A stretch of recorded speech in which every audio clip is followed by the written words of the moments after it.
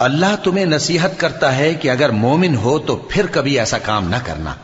اور اللہ تمہارے سمجھانے کے لیے اپنی آیتیں کھول کھول کر بیان فرماتا ہے، اور اللہ جاننے والا ہے، حکمت والا ہے۔ جو لوگ اس بات کو پسند کرتے ہیں کہ مومنوں میں بے حیائی یعنی تہمت بدکاری کی خبر پھیلے، ان کو دنیا اور آخرت میں دکھ دینے والا عذاب ہوگا،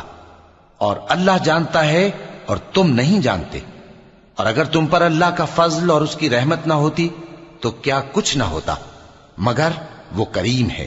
اور یہ کہ اللہ نہایت مہربان ہے، رحیم ہے۔ مومنوں، شیطان کے قدموں پر نہ چلنا، اور جو شخص شیطان کے قدموں پر چلے گا تو شیطان تو بے حیائی کی باتیں اور برے کام ہی بتائے گا۔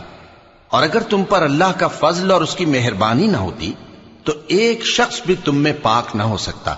مگر اللہ جس کو چاہتا ہے پاک کر دیتا ہے، اور اللہ